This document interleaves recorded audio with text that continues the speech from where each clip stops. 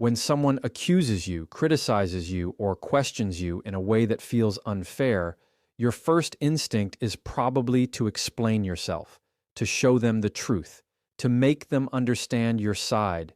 That feels natural because we've been trained to believe that defending ourselves clears our name. But in reality, defending yourself does something you don't realize in the moment. It tells the other person that their words carry enough power to put you in a position where you have to prove yourself. And the moment you do that, you've stepped into the wrong role. Think about it like this. When you defend yourself, you're walking straight into a courtroom where the other person is the judge. You're handing them a gavel and saying, "Decide if I'm guilty or innocent." That doesn't sound like power. That sounds like submission. And the truth is, they never had that kind of authority to begin with. By defending yourself, you actually give them control over the conversation, even if they don't deserve it. You shift from being an equal to being someone trying to earn approval. That's why defending is dangerous. Now, this doesn't mean you shouldn't clarify when there's confusion, but clarification and defense are two completely different things. Clarification is calm, factual, and grounded in confidence.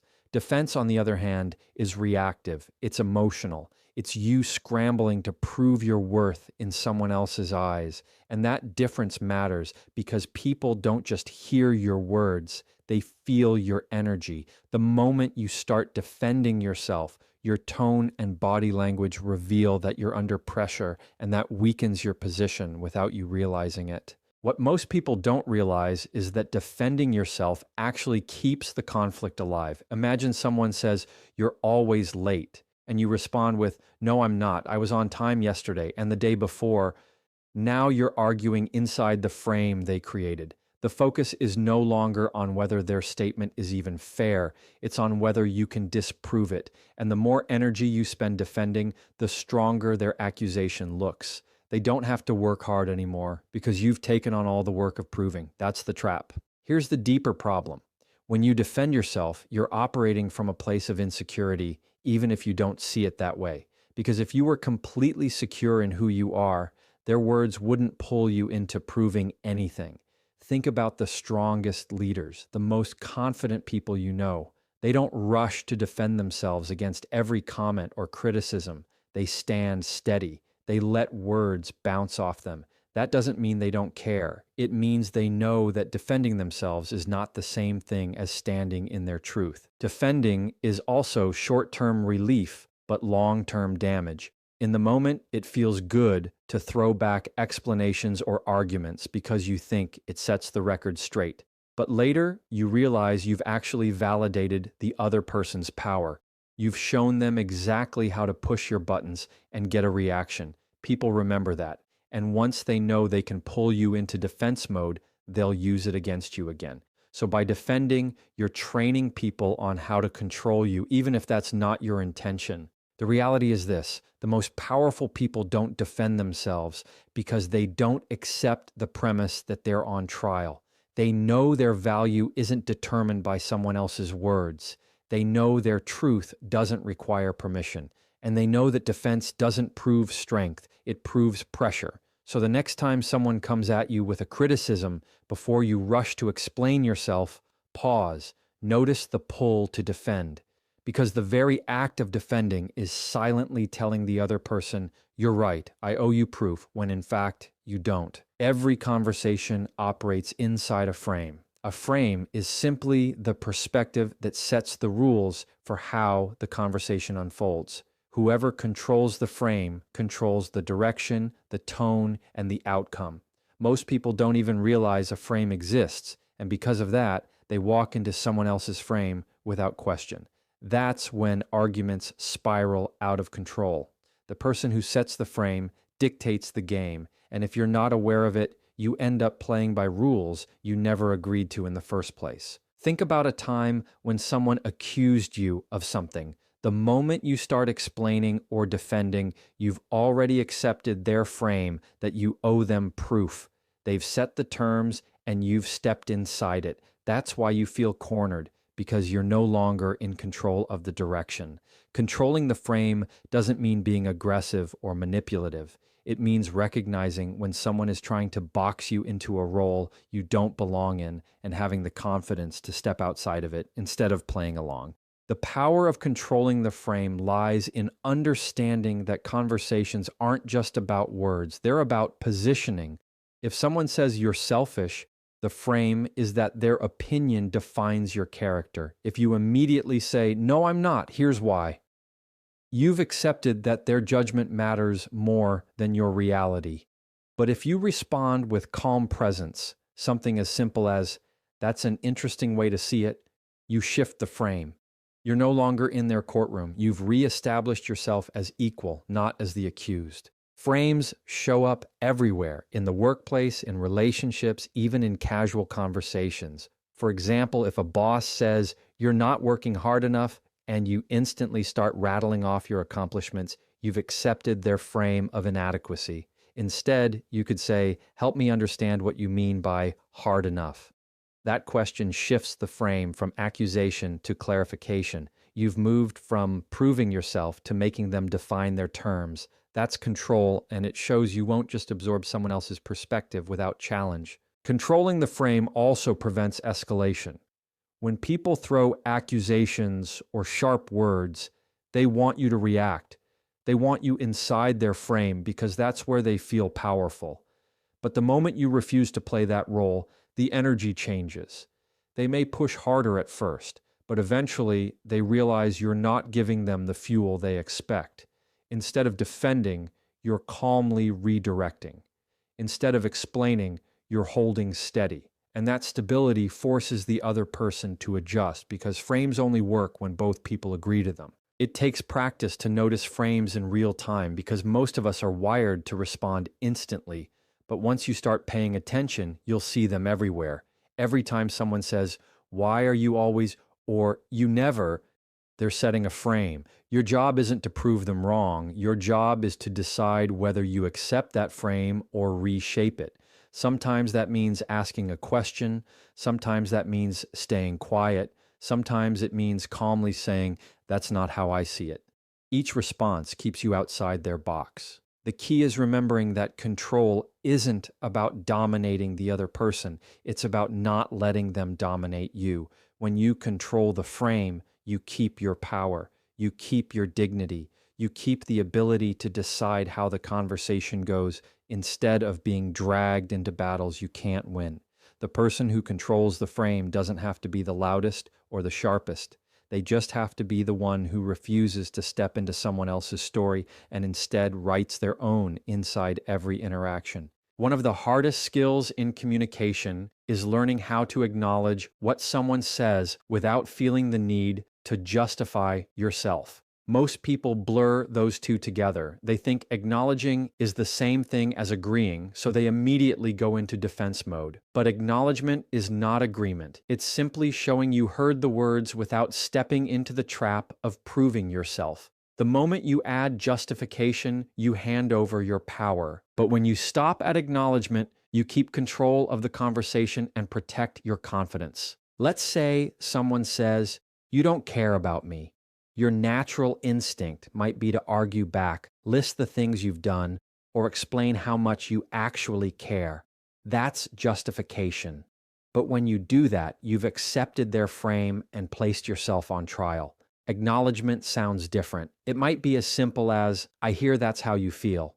Notice the shift. You're not agreeing with them. You're not defending yourself. You're simply recognizing their perspective without allowing it to define you. That's the power of acknowledgement. Acknowledgement works because it diffuses tension instead of adding fuel. When people come at you with accusations or strong emotions, they're often looking for a fight. They want you to defend because defense keeps the conflict alive. But when you acknowledge calmly, the wind comes out of their sails. They expect pushback, but instead you give presence. That pause forces them to reconsider their approach because without your justifications, they have nothing to argue against. It's like dropping the rope in a tug of war. The game stops when you refuse to pull. The biggest mistake people make is believing that if they don't justify themselves, they'll look guilty. But the opposite is true. Justification shows insecurity. It shows that the other person's words got under your skin enough to make you scramble for explanations. Acknowledgement, on the other hand, shows strength. It communicates, I'm steady, I heard you, and I don't need to prove myself. That kind of presence carries authority. It doesn't silence the other person, but it removes their power to drag you into endless explanations that never satisfy them anyway. Here's a workplace example. Your boss says, you dropped the ball on this project. A defensive, justifying response sounds like, I didn't drop the ball, I was waiting on someone else, and here's why it wasn't my fault. That only digs you deeper. An acknowledgement sounds like, I hear your concern. Can you clarify where you felt the ball was dropped? Notice the difference. You're not groveling, you're not excusing, you're opening space for clarity. You move the focus away from defense and toward understanding, which keeps the frame balanced instead of tilted against you. In personal relationships, this tool is just as powerful. When a partner or family member throws an emotional accusation, you don't win by explaining yourself into exhaustion. You win by listening without defensiveness. A simple acknowledgement, I get that you're upset, or I see that this matters to you, goes farther than a 10-minute explanation. People don't always want proof. They want to feel heard. And when you separate acknowledgement from justification, you give them that without sacrificing your dignity in the process. That's how respect is built. The discipline here is restraint. It's resisting the temptation to prove yourself right. It's knowing that acknowledgement alone is enough. It's practicing the calm confidence to let someone's words exist without feeling like you owe them an essay in response. Over time, this becomes second nature, and you'll notice people respond differently to you. The ones who used to bait you into defense won't get the same satisfaction. The ones who actually value communication will lean in, because acknowledgement without justification creates space for real conversation instead of endless battles. When someone challenges you, the default reaction is to answer. They make an accusation, you respond. They throw a question with a sharp edge, you explain. But here's the problem. Every time you answer, you step into their frame. You're now playing defense instead of holding steady. A stronger move is to replace answers with questions. Asking instead of answering changes the balance of power. It takes the pressure off you to prove yourself and places the responsibility back where it belongs, on the other person to explain their words, their assumptions, and their reasoning. Imagine someone says, "Why are you always so difficult?" The typical reaction might be to defend yourself with reasons, "I'm not difficult, you just don't understand me. I was only trying to..." That's answering, and answering traps you. A better response is to calmly ask, "What makes you say that?" That simple question shifts the focus. Instead of you scrambling to prove you're not difficult, they now have to unpack their own accusation. The conversation changes from you proving your innocence to them clarifying their position, which is where the accountability belongs. Questions have a unique power because they slow down the pace of conflict. When someone is trying to provoke, they want speed. They want a quick defensive reaction. They want to see you flustered. But a calm question interrupts that rhythm. It forces the other person to pause and think. It turns the spotlight back onto them. And in that pause, you regain control. That's why asking is not a weak move. It's one of the strongest moves you can make in communication. It shows composure, and composure always carries authority. Another example, let's say someone tells you you're not committed to this team. The knee-jerk answer is to list everything you've done, all the late nights, all the effort. But that's answering, and answering is defending. Instead, try asking, what makes you feel that way? Or what does commitment look like to you? Those questions don't just protect your position, they open space for clarity.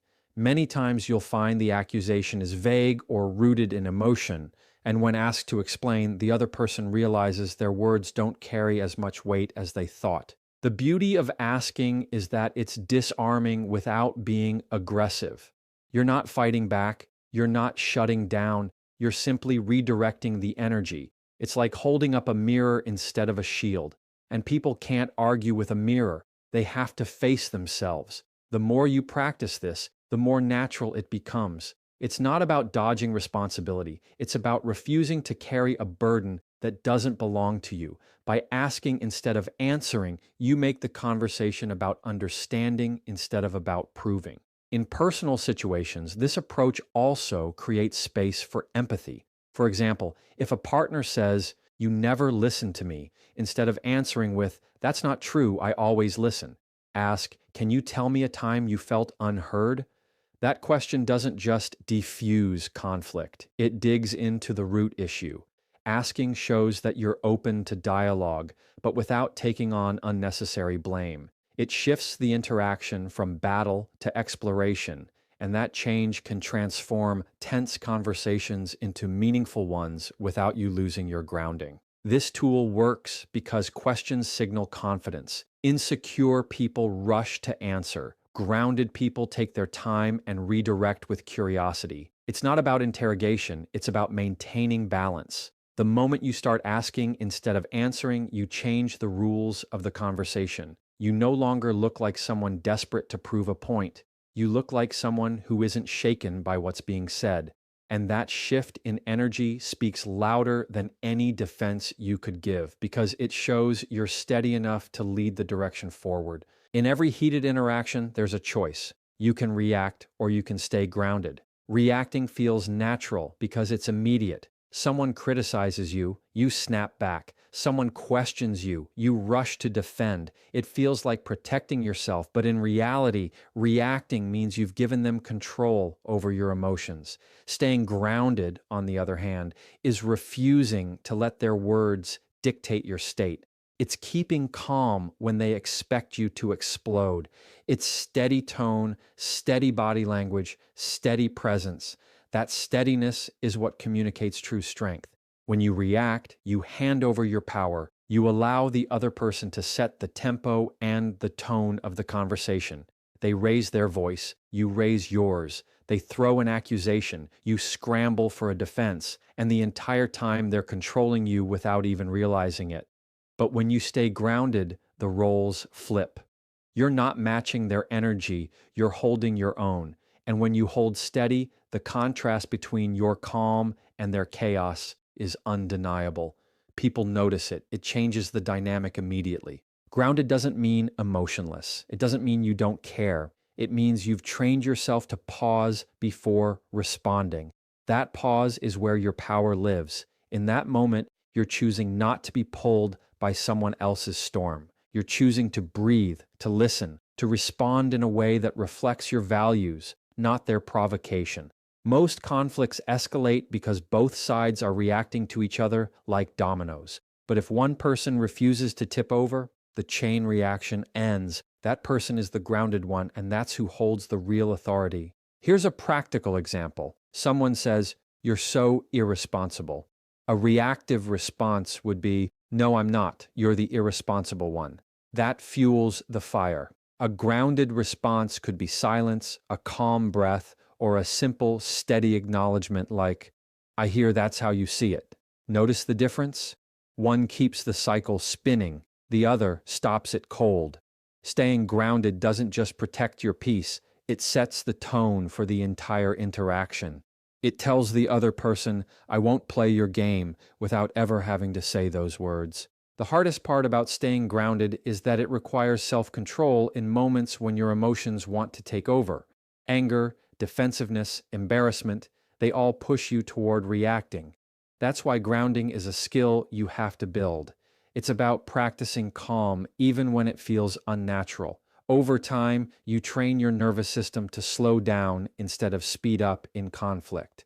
The more you practice it, the more natural it becomes. And when it becomes natural, you start to carry that steadiness into every area of your life. What makes grounded people stand out is that they're not easy to manipulate. When you're reactive, anyone who wants to get under your skin can succeed by pressing the right button. They know exactly what to say to trigger you, but when you're grounded, those buttons don't work anymore. Their words might sting, but they don't control you. That makes you unpredictable in the best way because people realize they can't steer you with drama, guilt, or provocation. And that realization shifts how they interact.